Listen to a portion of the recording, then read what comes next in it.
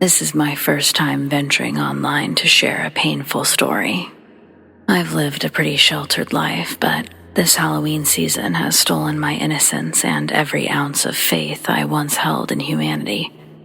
My son, Austin, is almost 6 this year, and he's been really excited about trick-or-treating.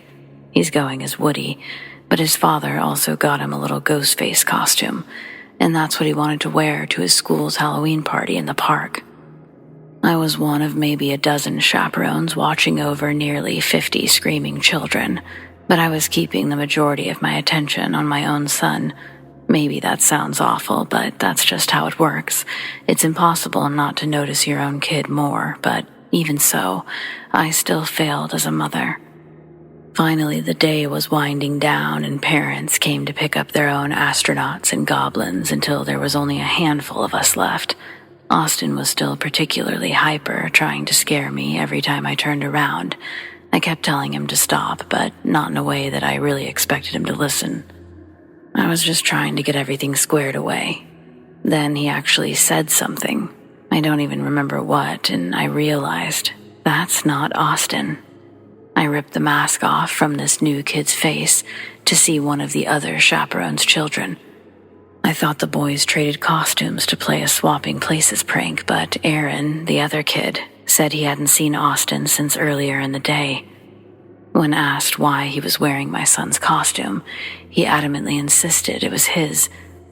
Well, I've been stitching Austin's name into everything he owns since his second week in school, so that cleared up any confusion real fast. But then Aaron's mom began to get angry. She was just as ready to leave as I was. She told her son to go get Austin in a way that left no room for argument, and the boy crumbled into tears. He really didn't know where Austin was. A man gave him the costume and told him that he could keep it if he was able to scare me while wearing it. The sickening truth immediately sank in, and all of time, my entire world, came to a sudden screeching halt. We called the police. They came within minutes, but the wait felt like an eternity. We couldn't even tell how long Austin had been missing. I still feel like the worst mother in the world. We were incredibly lucky, all things considered. Thanks to Ring doorbell footage from the neighborhood, the police were actually able to find Austin within the hour. But the bastard who took him had him for several hours before we called the police. I still can't talk about it in any greater detail than this. That may come with years of family therapy, or maybe not. I just know that I have an overwhelming compulsion to share my story and warn other parents, please, if your child's wearing a costume that covers their face, just take a little extra precaution.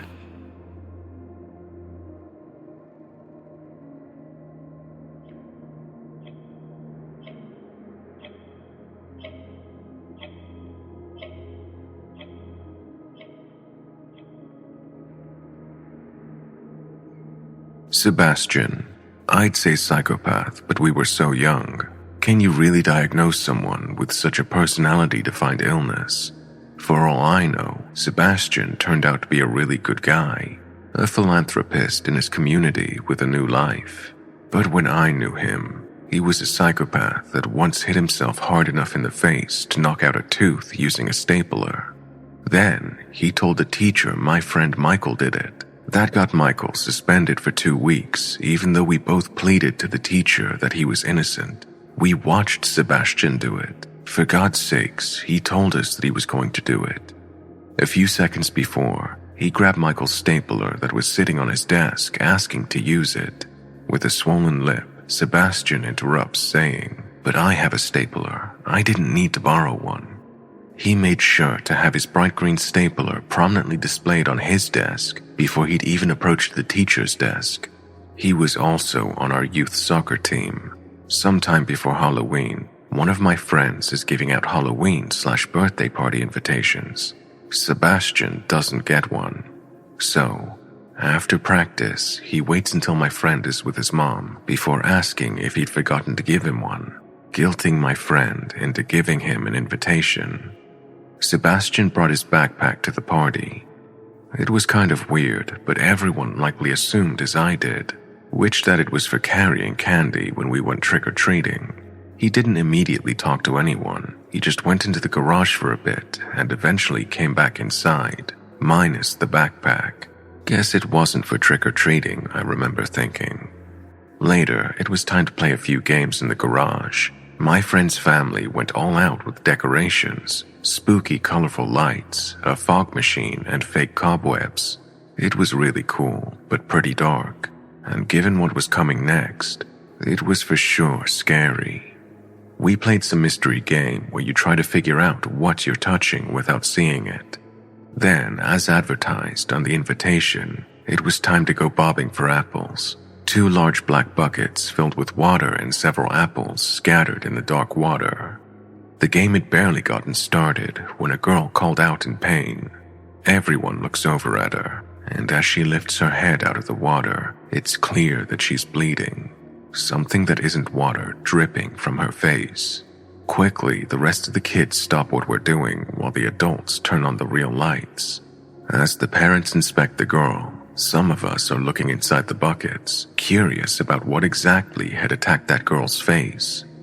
Upon closer inspection, one of the parents discovered that someone had placed various small razor blades inside of the apples. They were so small and it was so dark inside the garage that they'd been basically impossible to see. However, now that the lights were on, attention was drawn to Sebastian's backpack. He was nowhere to be found now. But his backpack was still in the garage. He'd left it leaning against a wall towards the garage door, and beneath it was a large puddle of water. My friend's dad picks up the backpack, noting that it's heavy and still dripping water. Inside, he finds over 12 apples, the original apples from the game. You know, the ones without razor blades.